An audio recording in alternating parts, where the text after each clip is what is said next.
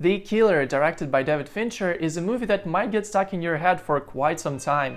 It is filled with hidden details and meanings that will leave you desperate for a clearer explanation, and if you're someone who likes being stranded among many different thoughts about a movie you just watched, then close this video right now and go watch it. No, seriously, go! I don't want to set up any intrigue like, is this movie good? Is it worth your time? Yes, it is extremely good. It is definitely worth your time, and this is exactly what I want you to have, a good time. Alright, so let's do it this way. You turn me off for now, you watch The Killer, and then come see me again. I'll be getting into the plot very soon, and this is something you don't want to hear, because the less information you know about the story this film tells, the better it is for your viewing experience. Sounds good? Sounds good. It was nice catching up. Enjoy the movie. And for you who doesn't believe me saying that The Killer is great and you should go for it, for you who's as desperate to know more as I was after first time watching it, I'm gonna be more elaborate. You're watching The Cinema Resident, let's get into it.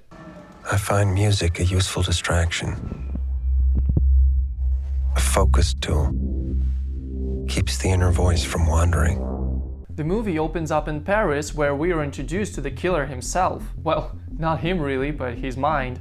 He invites us into his head, where he shares his thoughts, values, the way he sees the world, and most importantly, how he approaches his work. The killer goes on and on about how it comes down to the tiniest of details in terms of preparation for the contract and how vital it is to always stick to the plan.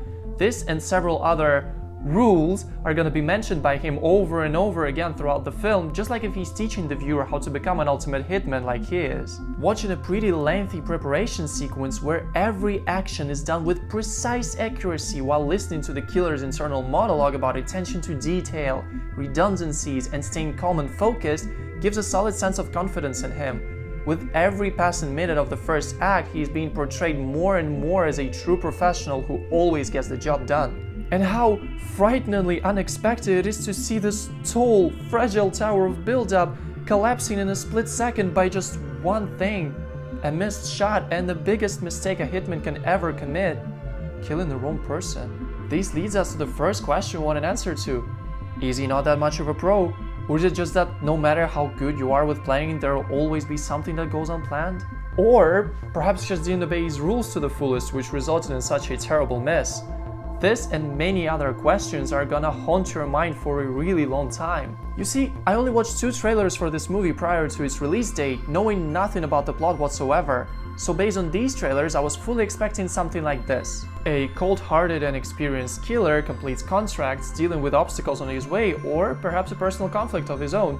But this turned out to be completely different. Here we have a story about a person who experiences a horrific aftermath of the mistake he committed, making him step on a way of hunting down his employers and fulfilling a promise that I won't talk about because these would be spoilers. Oh, by the way, and this failed contract and killing the wrong person thing is not a spoiler. It all happens within the first 10 minutes of the film, but this is exactly what I was saying by the less information you know about the story, the better your viewing experience will be. I was legit struck by this unexpected turn of events in the beginning and was glued to the screen ever since, desperate to know how it all would unfold. And if you're desperate to know how this video would unfold, then drop a like and definitely consider subscribing to the channel if you are desperate to watch more videos here. The Killer's tone is extremely dark and ominous, yet it is mostly calm and really satisfying to watch.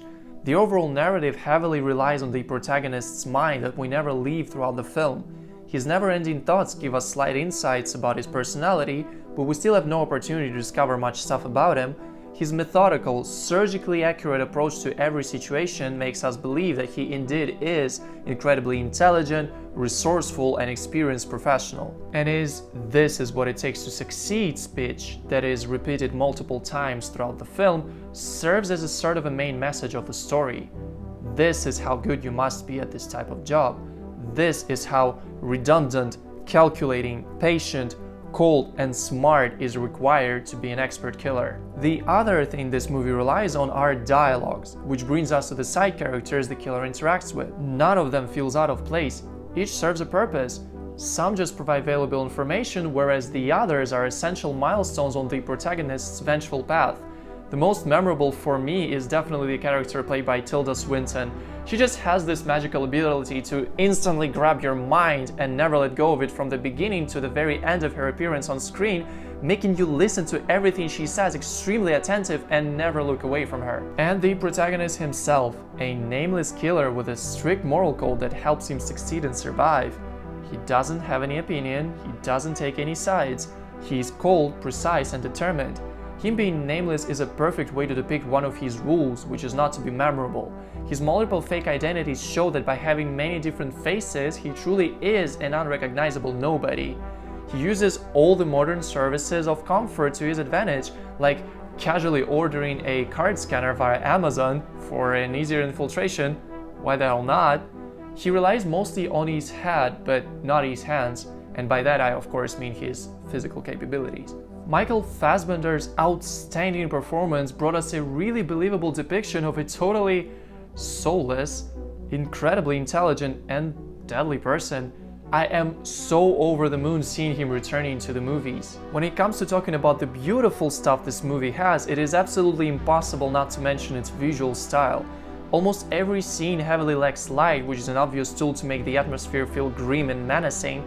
Each interior shot has so much mysterious darkness in it that it makes you feel unsafe and worried for the character. The locations that were scouted for this movie are just fantastic, especially Paris and the Dominican Republic.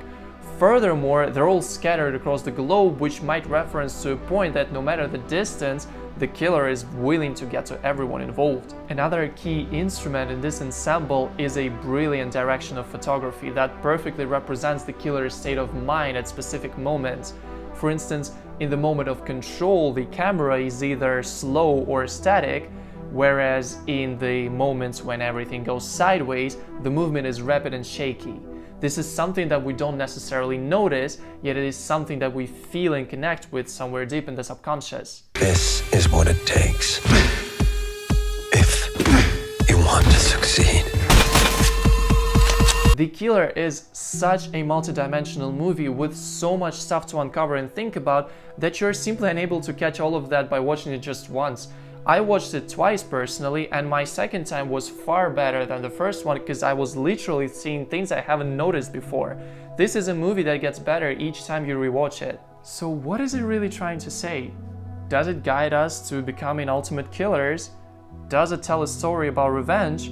Or does it indicate the importance of thorough planning no matter what is it that you do? Well, I don't have the right answer for that, but isn't it great when a film leaves so much room for our interpretation so that we can discuss it? I suggest you all write in the comments how you understood The Killer and whether you liked it in the first place. And if you didn't, then definitely write about that as well. I'm already dying to read everything that you guys think. And of course, you know how it is. If you enjoyed this video, then definitely hit the like button and subscribe to the channel so you won't miss the next review. It would immensely help in the channel's growth, and I would love for you to stick around here. So, thank you very much for watching. I'll see you next time.